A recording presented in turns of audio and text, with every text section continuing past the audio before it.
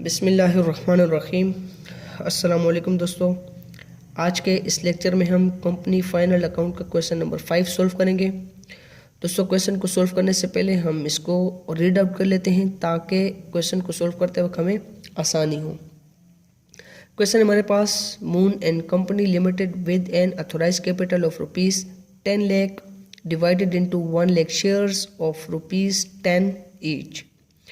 Moon company limited का authorised capital है 10 lakh rupees, जिसको उन्होंने डिवाइड किया 1 लाख शेयर्स में और हर शेयर की प्राइस है 10 rupees. On 31 December 2010, 50,000 shares were fully called and paid up. The following are the balances taken from the ledger of the company on 31 December 2010.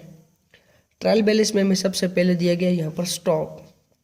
Opening stock है 1 lakh rupees, sales 8,50,000 and purchases हमारे पास 6 lakh rupees.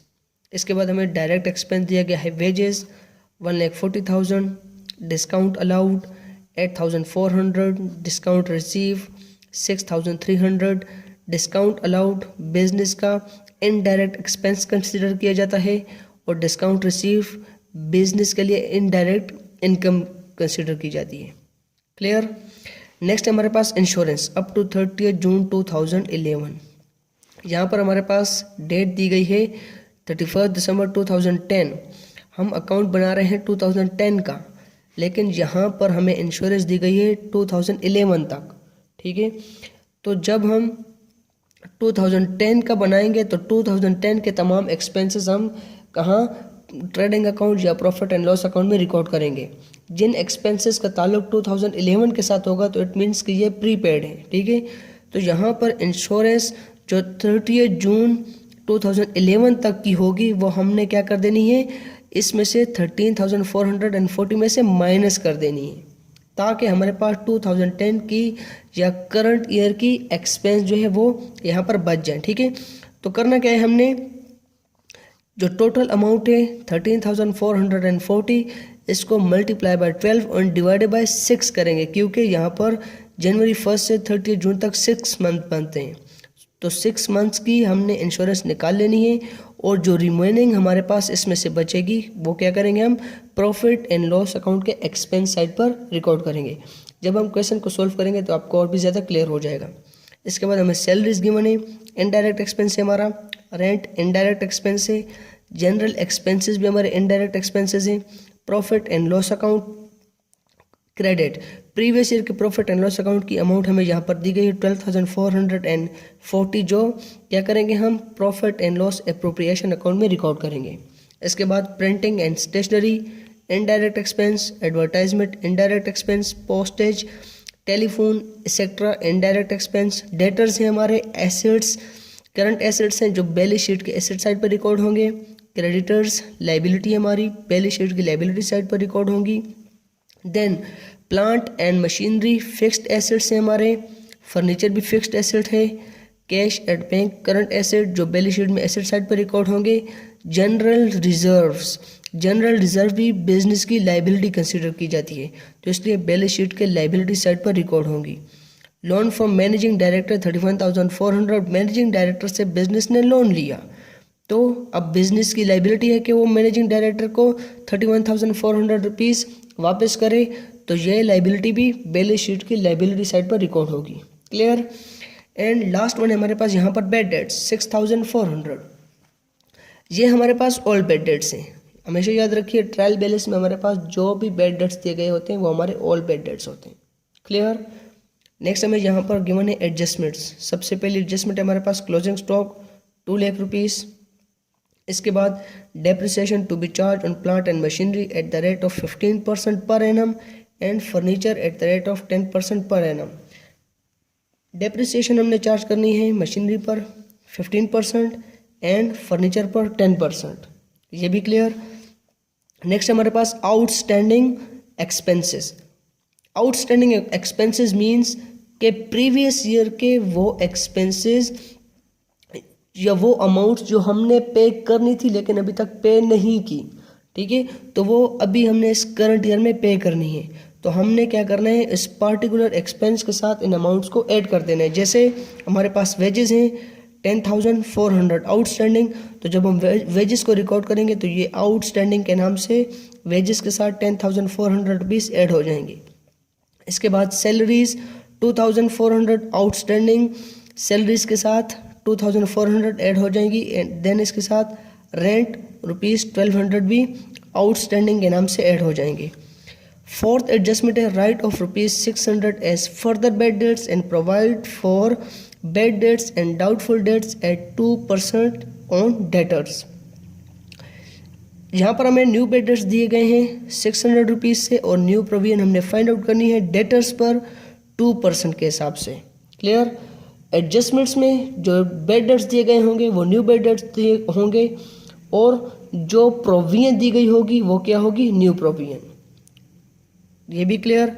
इसके बाद हमारे पास यहाँ पर fifth adjustment credit sales amounting to ₹1200 were left unrecorded in the books of account. यहाँ पर आप देखिए क्रेडिट सेल्स की बिजनेस ने 1200 रुपीज़ की, लेकिन इनको बुक्स ऑफ अकाउंट्स में रिकॉर्ड नहीं किया गया। अब इन सेल्स को हमने एक दफ़ा तो सेल्स में ऐड करना है, क्योंकि चाहे क्रेडिट सेल्स पर हो या कैश बेसिस पर हो, सेल्स तो हुई है ना, तो इन सेल्स को हमने सेल्स में ऐड कर देना है। इसके बाद 1200 रुपीज़ को हमने डेटर्स में भी ऐड करना है, क्योंकि डेटर्स वो लोग होते हैं जिनसे हमने पैसे लेने होते हैं। तो जिस पर हमने क्रेडिट सेल की है उससे भी तो हमने पैसे लेने ना, तो ये भी तो हमारा यहाँ पर एक डेटर क्रिएट हुआ, तो इसलिए 1200 रुपीज़ हमने डेटर्स में ऐड कर देने हैं।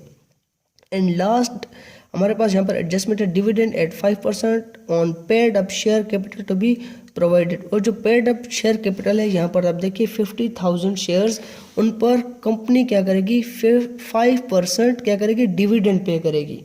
तो ये एंट्री हमने रिकॉर्ड करनी है profit and loss appropriation account में।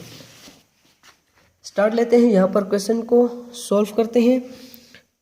सेम फॉर्मेट आपने बना लेना है। सबसे पहले यहाँ पर लिखेंगे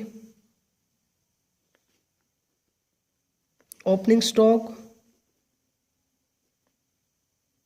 परचेजेस, और इस तरफ हम लिखेंगे सेल्स, और इसमें हम ऐड करेंगे अनरिकॉर्डेड सेल्स और क्लोजिंग स्टॉक। इस क्वेश्चन में हमें परचेजेस रिटर्न और सेल्स रिटर्न नहीं दी गई। ओपनिंग स्टॉक को सबसे पहले रिकॉर्ड करते हैं यहाँ पर 1 लाख रुपीज़, और परचेजेस हमें दी गई हैं 6 लाख रुपीज़ की। सेल्स की अमाउंट है 8,50,000 और अनरिकॉर्डेड जो सेल्स थी वो है 1200। इन दोनों को ऐड कर देंगे, हमारे पास यहाँ पर आंसर आएगा 8,51,200 रुपीज़। और क्लोजिंग स्टॉक हमें फर्स्ट एडजस्टमेंट में दिया गया है 2 लाख रुपीज़। क्लियर। अब यहाँ पर डायरेक्ट एक्सपेंस को देखते हैं, जो है हमारे पास वेजेस। वेजेस की अमाउंट है 1,40,000 और इसमें हमारे पास जो एडजस्टमेंट दी गई है आउटस्टैंडिंग वेजेस, उनको हम ऐड कर देंगे। आउटस्टैंडिंग वेजेस 10,400, 1,40,000 प्लस 10,400, हमारे पास यहाँ पर आंसर आएगा 1,50,400। अकाउंट को क्लोज कर देंगे क्योंकि हमारे पास और डायरेक्ट एक्सपेंसेस नहीं है। क्रेडिट साइड को ऐड करेंगे, हमारे पास यहाँ पर आंसर आएगा 10,51,200, यहाँ पर भी 10,51,200। अब डेबिट साइड इसमें से माइनस कर देंगे, हमारे पास यहाँ पर आंसर आएगा 2,08,000 रुपीज़, जो होगा हमारा ग्रॉस प्रॉफिट कैरिड डाउन। अब ग्रॉस प्रॉफिट को यहाँ पर प्रॉफिट एंड लॉस अकाउंट में ब्रॉट डाउन करेंगे। Gross profit brought down 2,08,000। अब इनडायरेक्ट एक्सपेंसेस को इस तरफ रिकॉर्ड करते जाएंगे। सबसे पहले डिस्काउंट अलाउड की अमाउंट हमें यहाँ पर दी गई है 8,400, और इस तरफ हमारे पास इनडायरेक्ट इनकम जो है डिस्काउंट रिसीव्ड 6300। नेक्स्ट हमारे पास यहाँ पर इंश्योरेंस की हमारे पास टोटल अमाउंट है 13,440। और मैंने आपको बताया था कि जो प्रीपेड होती है उसको हम माइनस कर देते हैं। तो प्रीपेड हमने किस तरह फाइंड आउट करनी है, इस अमाउंट में करेंगे 13,440 मल्टीप्लाई बाय 12 डिवाइडेड बाय 6, ताकि 6 मंथ की जो हमारे पास यहाँ पर इंश्योरेंस है वो इसमें से माइनस हो जाए, तो करंट ईयर के जो इंश्योरेंस का एक्सपेंस होगा वो हमारे पास यहाँ पर बच जाएगा। हमारे पास यहाँ पर आंसर आएगा 6,720। 13,440 माइनस 6,720, हमारे पास आंसर आएगा 6,720। ये इंश्योरेंस का हमारे पास करंट ईयर का एक्सपेंस है। नेक्स्ट है हमारे पास सैलरीज की अमाउंट है 37,000। इसका भी हमारे पास आउटस्टैंडिंग है। आउटस्टैंडिंग सैलरीज की अमाउंट है 2,400। ये दोनों ऐड हो जाएंगे, हमारे पास यहाँ पर आंसर आएगा 39,400। इसके बाद हमारे पास यहाँ पर है रेंट की अमाउंट है 12,000 और इसमें भी आउटस्टैंडिंग रेंट ऐड हो जाएगा जो हमें एडजस्टमेंट में दिया गया है 1,200। 12,000 प्लस 1,200, हमारे पास आंसर आएगा 13,200 रुपीज़। इसके बाद हमारे पास यहाँ पर जनरल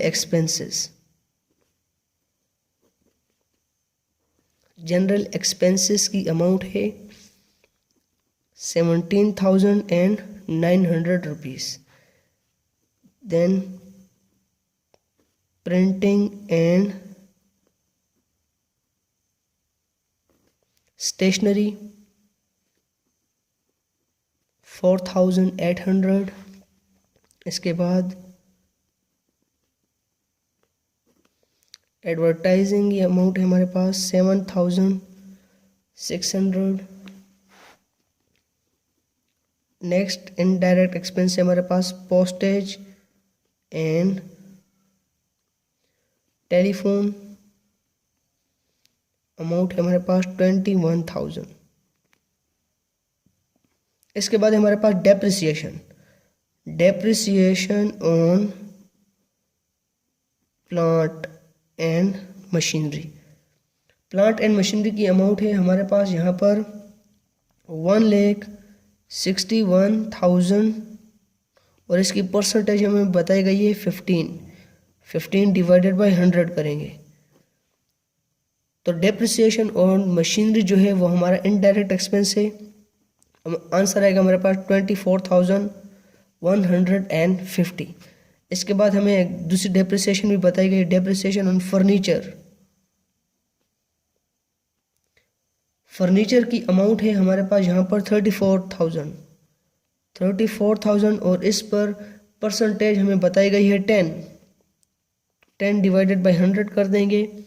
हमारे पास यहाँ पर आंसर आएगा 3,400 रुपीज़। और इसके बाद हमारे पास यहाँ पर लास्ट जो इनडायरेक्ट एक्सपेंस है उसका फार्मूला लगेगा, प्रोविजन फॉर डाउटफुल डेट्स। और यह फार्मूला होता है हमारे पास old bad debts plus new bad debts plus new provision minus old provision. ठीक है, ये तीनों प्लस हो जाएंगे और ओल्ड प्रोविजन माइनस हो जाएगी इसमें। यहाँ पर अब आपने गौर से देखना है कि मैं इसको किस तरह सॉल्व करूँगा। ओल्ड बेड डेट्स यहाँ पर क्वेश्चन में बताए गए हैं 6,400। तो ओल्ड बेड डेट्स के सामने 6,400 400 हम रिकॉर्ड कर देंगे। न्यू बेड रेट्स हमें यहाँ पर बताए गए हैं 600 रुपीज़, तो न्यू बेड रेट्स भी यहाँ पर 600 रुपीज़ हमने यहाँ पर लिख देने हैं। अब न्यू प्रोविजन हमने फाइंड आउट करनी है और ओल्ड प्रोविजन हमें क्वेश्चन में नहीं दी गई, ठीक है। न्यू प्रोविजन हमने किस तरह फाइंड आउट करनी है? न्यू प्रोविजन हमेशा याद रखिए हम फाइंड आउट करते हैं डेटर्स पर। तो डेटर्स की अमाउंट है हमारे पास यहाँ पर ये रही 77,400 और न्यू प्रोविजन की परसेंटेज हमें बताई गई है 2। तो यहाँ पर आप देखिए मैं किस तरह करूँगा।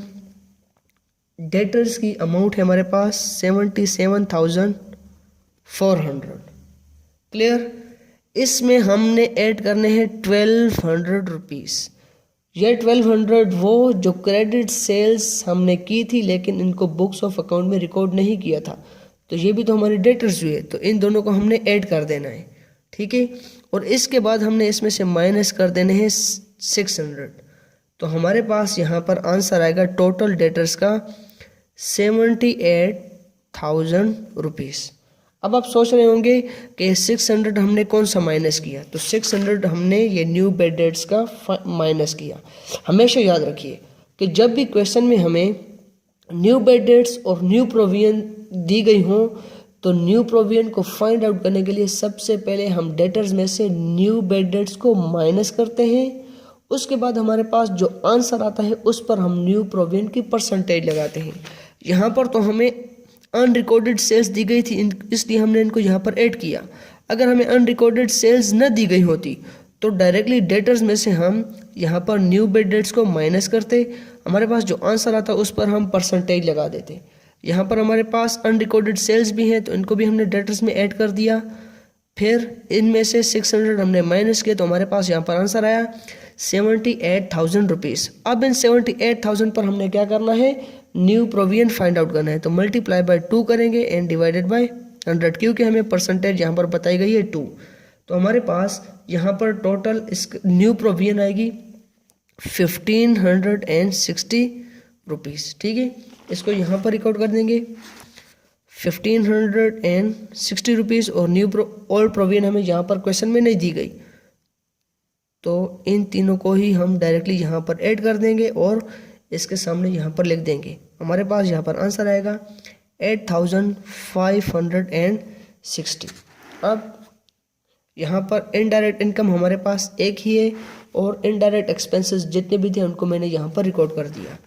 क्रेडिट साइड को यहाँ पर हम ऐड करेंगे, हमारे पास आंसर आएगा 2,07,100 और यहाँ पर भी रिकॉर्ड कर देंगे 2,07,100, क्लियर। अब डेबिट साइड को हमने 2,07,100 में से माइनस कर देना है, तो हमारे पास यहाँ पर आंसर आएगा 51,970, ठीक है। ये होगा हमारा नेट प्रॉफिट जो profit and loss appropriation account में हम ट्रांसफ़र कर देंगे। Net profit, profit and loss account appropriation, profit and loss appropriation account का मैंने फॉर्मेट यहाँ पर बना दिया है, आपने भी सेम फॉर्मेट बनाना है। सबसे पहले हमने यहाँ पर रिकॉर्ड करना है बैलेंस करंट ईयर का, ठीक है। करंट ईयर नेट प्रॉफिट,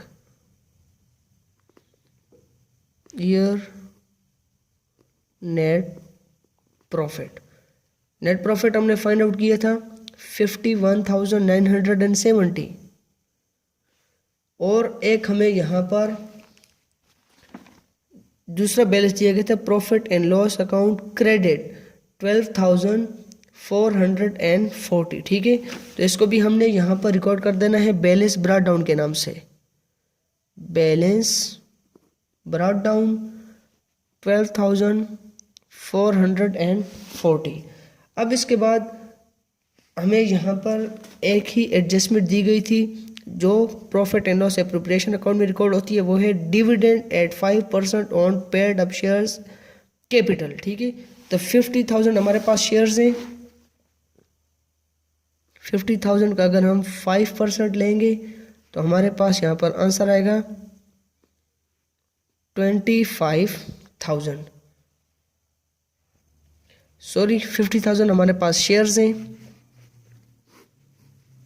सबसे पहले हमने इन शेयर्स को मल्टीप्लाई करना है इनकी अमाउंट के साथ, जो है हमारे पास 10, तो मल्टीप्लाई बाय 10 करेंगे, हमारे पास यहाँ पर आंसर आएगा 5 लाख रुपीज़। अब इन 5 लाख पर हमने क्या करना है, 5% ले लेना है। तो हमारे पास यहाँ पर टोटल डिविडेंड की अमाउंट आएगी 25,000। ठीक है, जब भी हमेशा याद रखिए कि आपको डिविडेंड का नाम दिया जाएगा, सबसे पहले आपने पेड अप कैपिटल या पेड अप शेयर्स को क्या करना है, इनकी फेस वैल्यू के साथ मल्टीप्लाई कर देना है। जैसे हमारे पास यहाँ पर 10 है, जो आंसर आएगा उस पर हमने 5% डिविडेंड ले लेना है। तो 5% डिविडेंड लेने से हमारे पास यहाँ पर आंसर आया 25,000। लिखेंगे यहाँ पर प्रोपोज डिविडेंड,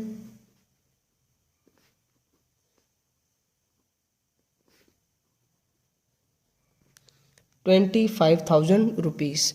अब क्रेडिट साइड को हम ऐड करेंगे, हमारे पास यहाँ पर आंसर आएगा 64,410, 64,410। और डेबिट साइड को इसमें से माइनस कर देंगे, हमारे पास यहाँ पर आंसर आएगा 39,410, जो होगा हमारा बैलेंस कैरेड डाउन। ठीक है, जो ट्रांसफ़र हो जाएगा बैलेंस शीट को। अब लास्ट रिक्वायरमेंट है हमारे पास यहाँ पर बैलेंस शीट की। बैलेंस शीट का फॉर्मेट भी मैंने ऑलरेडी यहाँ पर बनाया हुआ है। सबसे पहले यहाँ पर लायबिलिटी साइड पर हम लिखते हैं एथोराइज्ड कैपिटल, जो है हमारे पास 10 लाख रुपीस।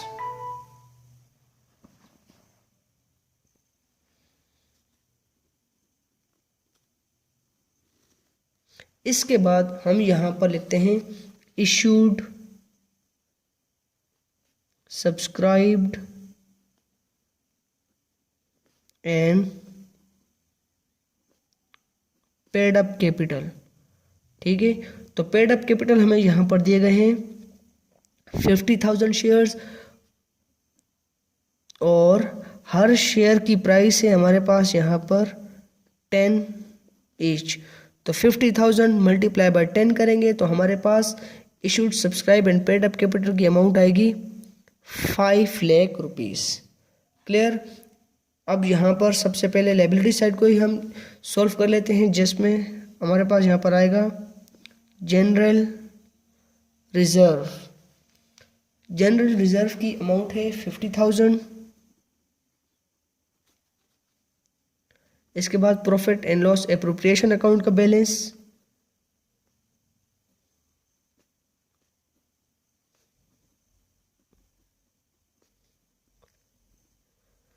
हमने यहां पर फाइंड आउट किया 39,410 रुपीस। इसके बाद करंट लाइबिलिटीज को रिकॉर्ड करते हैं, जिसमें सबसे पहले हमारे पास क्रेडिटर्स की अमाउंट है 70,400। इसके बाद रिकॉर्ड करते हैं यहाँ पर loan from managing director, amount है 31,400। नेक्स्ट आउटस्टैंडिंग बैलेंसेस जो प्रीवियस ईयर के हैं, पे नहीं किए थे लेकिन पे करने थे। ठीक है, आउटस्टैंडिंग वेजेस हमने पे करनी थी 10,400। देन आउटस्टैंडिंग सैलरीज की अमाउंट है 2,400। इसके बाद आउटस्टैंडिंग रेंट अमाउंट है 1,200। और लास्ट हमारे पास यहाँ पर है प्रोपोज डिविडेंड,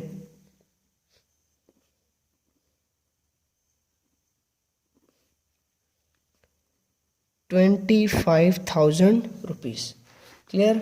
एसेट साइड की तरफ चलते हैं। सबसे पहले यहाँ पर रिकॉर्ड करेंगे फिक्स्ड एसेट्स को। प्लांट एंड मशीनरी की अमाउंट है 1,60,000 रुपीज़, और इसमें से हमने डेप्रिसिएशन को माइनस कर देना है जो हमने फाइंड आउट की थी 24,150।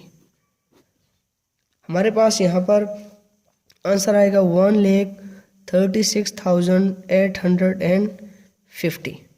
क्लियर। नेक्स्ट फिक्स्ड एसेट है हमारे पास फर्नीचर। फर्नीचर की अमाउंट है 34,000।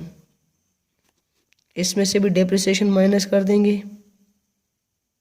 हमारे पास डेप्रिसिएशन है जो फाइंड आउट की थी 3,400। 34,000 में से 3,400 माइनस करेंगे, हमारे पास यहाँ पर आंसर आया 30,600 रुपीज़। इसके बाद करंट एसेट्स की बारी है। सबसे पहले हमारे पास है यहाँ पर current asset closing stock.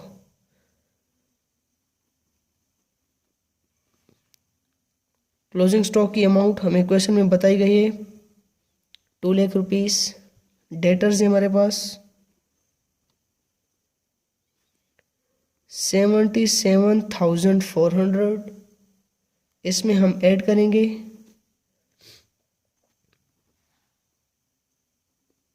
Unrecorded sales को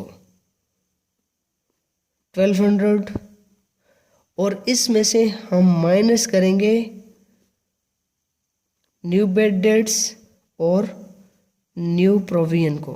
बैलेंस शीट में हमेशा याद रखें कि डेटर में से न्यू बेड डेट्स और न्यू प्रोविजन को माइनस किया जाता है। न्यू बेड डेट्स हमें क्वेश्चन में बताए गए हैं 600 और न्यू प्रोविजन हमने खुद फाइंड आउट की थी 1560। ठीक है, दोनों माइनस हो जाएंगे। 77,400 प्लस 1200 करेंगे, हमारे पास आंसर आएगा 78,600। इसमें से हमने माइनस करना है 600 और 1,560 को, तो हमारे पास यहाँ पर आंसर आएगा 76,440। ठीक है। डेटर्स में सबसे पहले अनरिकॉर्डेड सेल्स को ऐड करेंगे, उसके बाद न्यू बेड डेट्स और न्यू प्रोविजन को उस आंसर में से माइनस कर देंगे, तो हमारे पास यहाँ पर आंसर आएगा 76,440। उसके बाद प्रीपेड इंश्योरेंस। प्रीपेड इंश्योरेंस जो 30 जून 2011 तक थी। ठीक है, जनवरी 1 2011 से लेकर 30 जून 2011 तक की जो इंश्योरेंस थी उसको हमने यहाँ पर रिकॉर्ड करना है 6,720। ठीक है, क्योंकि प्रीपेड हमारा करंट एसेट होता है। और उसके बाद हमारे पास करंट एसेट है कैश एट बैंक। अमाउंट है हमारे पास यहाँ पर 2,79,600। क्लियर। अब जितने भी एसेट्स एंड लायबिलिटीज थी उनको हमने यहाँ पर रिकॉर्ड कर दिया। दोनों साइड्स को ऐड कर देंगे। एसेट साइड को ऐड करेंगे, हमारे पास यहाँ पर आंसर आया 7,30,210 एंड लायबिलिटी साइड पर भी 7,30,210। दोनों का आंसर इक्वल आ गया। इट मीन्स कि हमारा क्वेश्चन ठीक है। यहाँ पर हमारा क्वेश्चन कंप्लीट हो गया। उम्मीद है आपको ये क्वेश्चन अच्छी तरह समझ आ गया होगा। मिलेंगे एक न्यू टॉपिक के साथ। अल्लाह हाफिज़।